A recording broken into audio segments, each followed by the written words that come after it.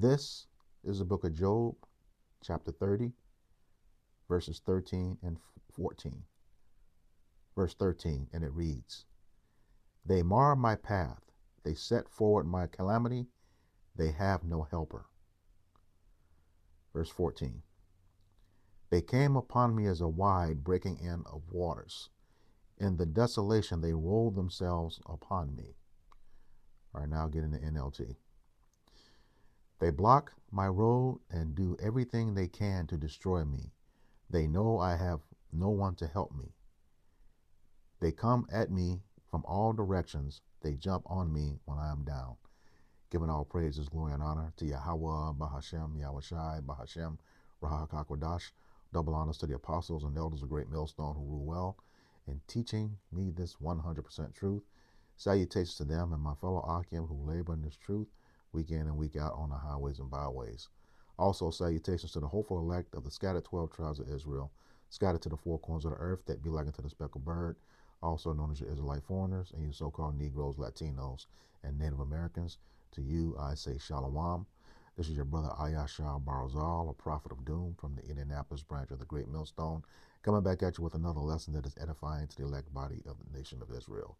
And before I get into this lesson, I just want to declare fair use, according to the Copyright Act of 1976, as stipulated under Section 107. Likewise, I would like to declare the medical disclaimer. There's no medical information given in this video other than the source that I brought it from or that I used here, and that's another video. So both would fall under fair use. All right, so this scripture here, yeah, well, you got this Project 2025 and everything that the Trump administration is doing. This is going after Jake. If you can't see that by now, this is going after Jake. And the latest thing is to cancel research for sickle cell. We got an article I'm going to read, but I have a video clip where he changed it too. But they are coming very, very hard after Jake with these things. And I know the scripture says that in the NLT it says that they know at the end of 13, they know I have no one to help me. Well, hey, at this point, the scriptures are living and breathing. Of course, this was at the time of Job, but it also applies now. But the Lord is our strength and our salvation. All right, that's who our help is right now. No one else. Those curses, Deuteronomy 28 and 68 says that no man shall buy you, or no man shall redeem you. All right, which means our help is only coming from Yahweh Bashem Yahushai. All right, but yeah, this is a new interesting here, and then I'll show you how they're going after Jake with the statistics on sickle cell that I pulled up. But first, let me get this clip. Then I'll get into the article.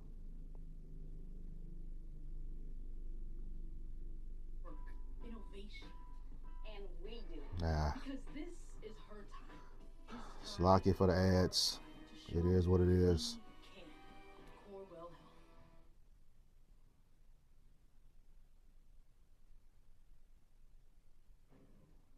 The Trump administration's Department of Government Efficiency has already slashed jobs and cut funding, crippling several U.S. agencies. Among the cuts, grants for sickle cell research happening right here in Michigan. Fox 2's Ingrid Kelly with the story.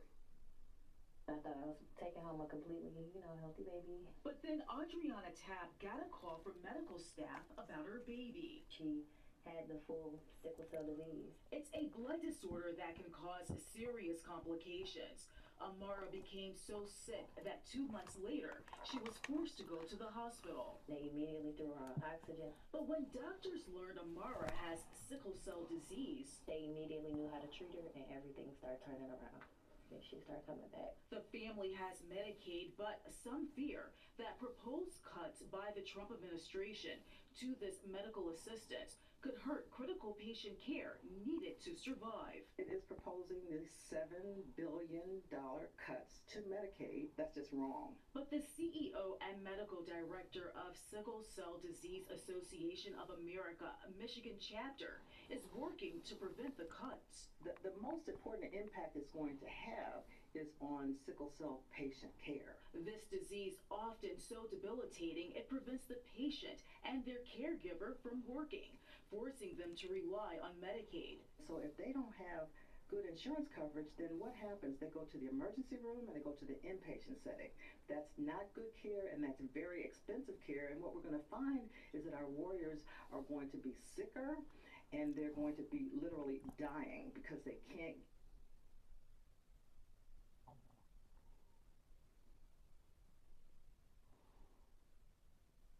Man, Satan. Get preventative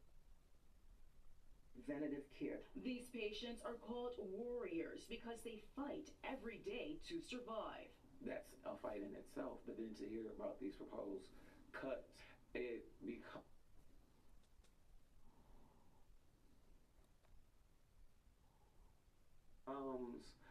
overwhelming. The proposed cuts could also reduce access to gene therapy. Satan. Salakia. But a link will be put in the description box to this as well. Research. So this doctor and advocate went to D.C. May the 7th, we were at Hill Day, and we met with some senators and some representatives just to help them to understand what kind of real-life impact this is going to have. But the sickle cell community here in Southeast Michigan, they hope a state lawmaker can help their mission. We're working with the champion, Amos O'Neill, who will introduce a bill that will codify the care that patients with sickle cell disease get who are on Medicaid. And it's so important to make sure that they're getting the appropriate care. It's a matter of life or death. Nobody wants to lose family members or loved ones and things like that because they just simply don't have the coverage. In Detroit, Ingrid Kelly, Fox 2 News. All right, it says show more here. Yeah, okay. Doesn't have anything to do with that. So let me go ahead and grab this other article. All right, and it says Trump cuts put Michigan sickle cell research at risk. All right. I'll just scroll down, and I'll put a link to this in the description box as well too. It says U.S. Rep. John James used a seemingly simple statistic earlier this year to push for a bill supporting sickle cell research. This disease has touched the lives of so many, especially in our Black and minority communities, okay, including thousands in our state and nationwide, the Republican congressman said in a statement. Thousands. That simple count is a building block for policies that support people living with this painful, medically complex illness. All right. It says, but the Michigan-based research project that generated that data point, along with much of our basic knowledge of sickle cell in the state, now faces an uncertain future. The Donald Trump administration eliminated a division of the U.S. Centers for Disease Control and Prevention, CDC, that focused on blood disorders such as sickle cell. The division funds the Michigan Sickle Cell Data Collection, Michigan SCDC, a program based at the University of Michigan that has been a cornerstone of efforts to raise the standard of care for people with sickle cell. For decades, local health systems and multinational pharmaceutical companies invested little in quality care, leaving patients, particularly adults, to rely on emergency room, ill-prepared to manage their care. This data is crucial for us, said Dr. Wanda Witten-Sherney, CEO and Medical Director of the Sickle Cell Disease Association of America, Michigan chapter. It helps us to improve forward with the sickle cell community, locating patients, finding out what their needs are, and actually counting to know how many people are there really are. It says Michigan SCDC estimates that about 4,000 people in Michigan live with sickle cell disease, most of them in Detroit.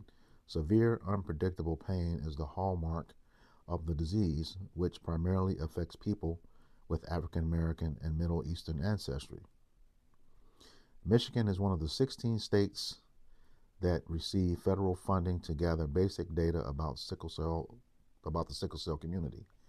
Launched in 2020, Michigan SCDC is less than 2 years into its current 5-year federal funding agreement. The program publishes statistics on emergency room use, demographics, Medicaid coverage, and social vulnerability among people with sickle cell disease. It's unclear motives. It says the sickle cell community, primarily people of color who rely on Medicaid for treatment, might seem an easy target for the federal cost cutting. Elon Musk's Department of Government Efficiency, that's better known as DOGE, has slashed research grants focused on vulnerable populations. So they're telling you right there, it says an unclear motive. There's a clear motive to make sure that Jake is blocked from getting his help, just like that the opening scripture said. All right, and they're pouncing on it. All right, it says Slakia. Still, Sherney questions whether federal officials understood the real-world consequences of dismantling the blood orders division. They don't care. This is Jake they're trying to get rid of. All right. It says Robert F. Kennedy Jr., Secretary of the U.S. Department of Health and Services, which oversees the CDC, spoke last month about the need to improve sickle cell care weeks after the cuts were announced. He should have been on the front end of that. All right. It says Dr. Belinda Avalos, president of the American Society of Hematology, said she believes the changes were done as a part of a broad cost-cutting measures and run counter to the administration's stated goal of addressing chronic disease. No, we have to see it for what it is. We're not ignorant of Satan's devices. All right. It's very clear that this disease, based on what I'm reading here, clearly attacks Jake, All right. And I'm going to have some statistics after this as well, too. It says more than a month after advocates across the country sent Kennedy a letter demanding the division be reinstated, it remains shuttered. James's office didn't return requests for comment. Sarah Reeves, an epidemiologist at the University of Michigan and lead researcher at the Michigan SCDC, said the CDC officials have instructed her to continue work as usual for now. But with the project's $500,000 budget at risk, that certainly weighs heavily on her 3-person team. Reeves called the process of rolling out the cuts confused. We do work that directly impacts policy and practice for people with sickle cell disease. She said elimination of the project would be devastating. To who? We're going to find out. All right. And I simply asked the question, what demographic is hit hardest for sickle cell anemia? Okay. And this was the AI came up with. It says sickle cell anemia disproportionately affects individuals of African descent. That's talking about Jake, African Americans, particularly those of African American background, all right, with a higher prevalence in the United States compared to other racial groups. While other ethnicities can also be affected, the highest rates are found in this demographic. Yep. Judah, okay. Elaboration. African American prevalence. More than 90% of people with sickle cell disease in the United States are non-Hispanic, Black, or African American. Genetic basis. The sickle cell gene is more common in people of African descent as a result of natural selection in areas where malaria was present. All right. It says sickle cell disease also occurs in individuals of Hispanic, Indian, Mediterranean, and Middle Eastern descent, but with lower frequencies. Social determinants. Socioeconomic factors such as access to health care and resources can also exacerbate the impact of sickle cell disease on individuals, particularly within marginalized communities, according to the CDC.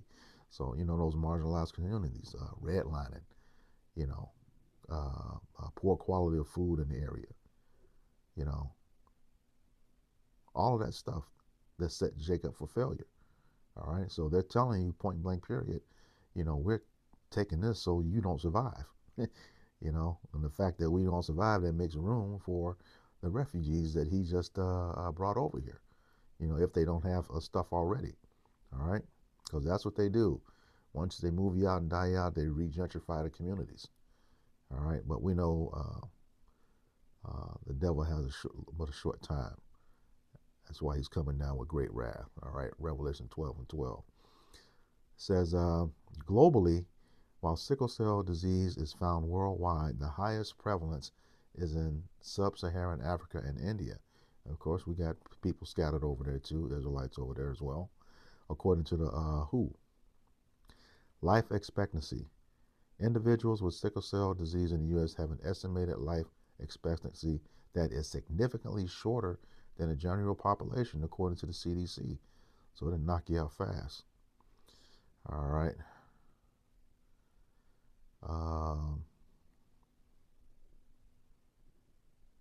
Let's see here. It says some risk factors. Sickle cell disease is more common in certain ethnic groups, including people of African descent, including African Americans, among whom 1 in 12 carries a sickle cell gene. Hispanic Americans and Central South America, there we go. All right, from Central South America, people of Middle Eastern, Asian, Indian, and Mediterranean descent. We all over the world, so according to the scriptures. All right, and then you had these basic questions here that I'll hit these and, get into some scriptures. It says, who suffers the most from sickle cell anemia? And there you go. Sickle cell disease, particularly common in people with African or Caribbean family background. Okay.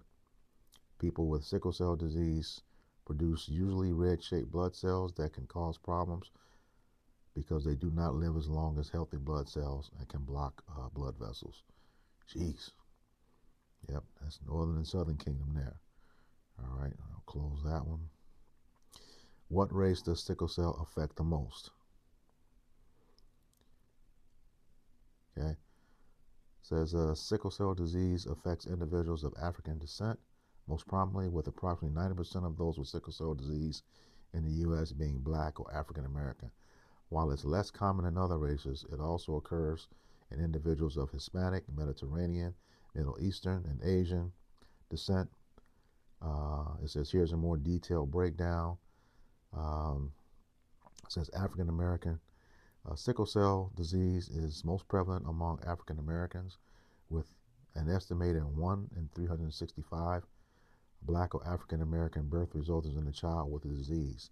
Hispanic, while less common than in black or African Americans, sickle cell disease also affects Hispanic individuals, with an estimated 1 in 16,300 Hispanic Americans births resulting in a child with the disease.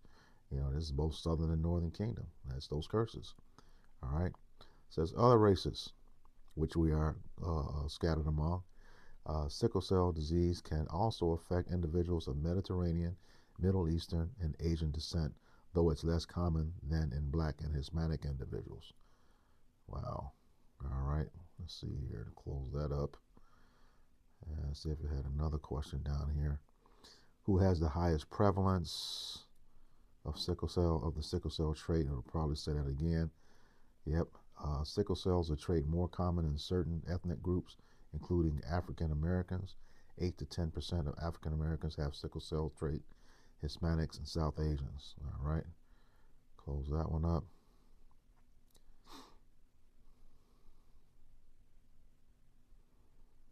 Yeah, pretty much the same information. What demographic is most affected by sickle cell? So it's pretty much the Northern and Southern Kingdom.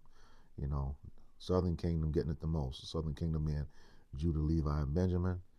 All right. The so-called Negroes, your Haitians, and your West Indians or Jamaicans, or just the so-called Negroes, the tribe, all right?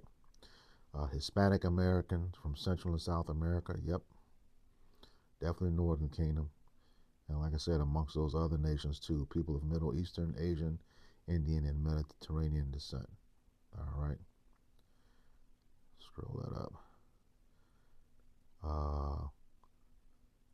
What are patients with sickle cell anemia at greatest risk for? People with SCD are more likely to have harmful infections such as the flu, meningitis, and pneumonia. SCD can reduce blood flow to the kidneys, leading to kidney damage and chronic kidney disease. Poor circulation of blood in the legs can lead to painful leg ulcers in people with SCD. All right. It says, why don't whites get sickle cell anemia? People of all racial and ethnic groups can inherit SCA, including white people. Although it's rare among white people in the United States, and they're not white, they're red, according to Genesis 25 and 25. We know that white is a social construct, as well as those other names and bywords for the northern and southern kingdom. All right. It says, although it is rare among so-called white people in the United States, it's more common in those whose ancestors come from certain parts of the world. Well, they brought a lot of disease over here too. All right. Let's see, what country is worst affected by sickle cell? Nigeria. Yep. Okay.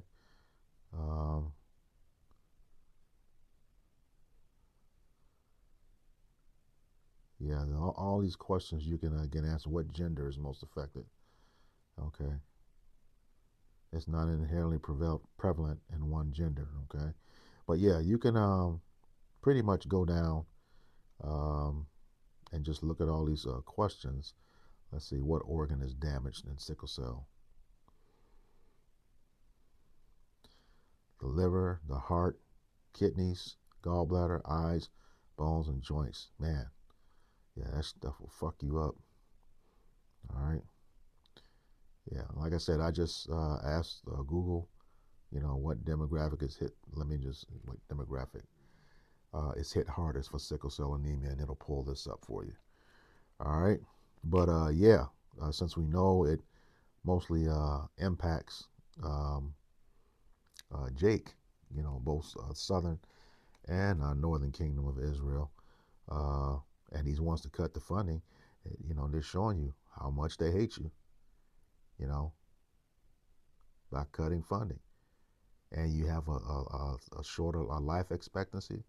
Yeah, if they don't get you one way, they don't get you another. This is the book of Amos. Let me get it in my other Bible app. Book of Amos, chapter 1 and verse 11. It says, thus saith Yahweh B'Shem Yahushai, for 3 transgressions for Edom, and for 4, I will not turn away the punishment thereof, because he did pursue his brother with the sword, and did cast off all pity, and his anger did tear perpetually, and he kept his wrath forever. And yet, no pity, cutting the funding, knowing it's going to be a painful death for Jake. He's going to die sooner than, the Lord is responsible for the issues of death. But, if it's certain that, that this can cut your life short, if it's not properly taken care of, well, that's, he has no pity for you, has no pity. So we know this place is on its way to his end, but, the elect of Israel is going to prevail. All right. This is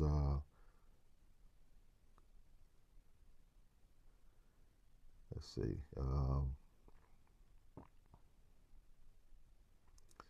Job. Is it 15 or 4? No, 14. Yeah, 14 and 5. It says, seeing his days are numbered, Slakia, seeing his days are determined, the number of his months are with thee. Thou hast appointed his bounds that he cannot pass. And Esau know he's coming to the end of his rulership. All right. He knows and it's coming fast too. That's why they're moving as fast as they can. Okay. And one of the things they want to do is get rid of Jake to get that birthright back. All right. But it's not going to happen. All right. It's not going to happen. So with that, I hope this lesson was edifying to the elect body of the nation of Israel. Once again, I'm going to give all praises, glory, and honor to Yahweh, Bahashem, Yahweh Shai, Bahashem, Rahakakodash. Double honors to the apostles and elders of Great Millstone who rule well and teach me this 100% truth. Salutations to them and my fellow Akim who labor in this truth week in and week out on the highways and byways. Also, salutations to the hopeful elect of the scattered 12 tribes of Israel, scattered to the four corners of the earth that be like it to the speckled bird, also known as your Israelite foreigners and your so-called Negroes, Latinos, and Native Americans. To you, I say Shalom, Kwam Yasharala, Abab Abal. We got next.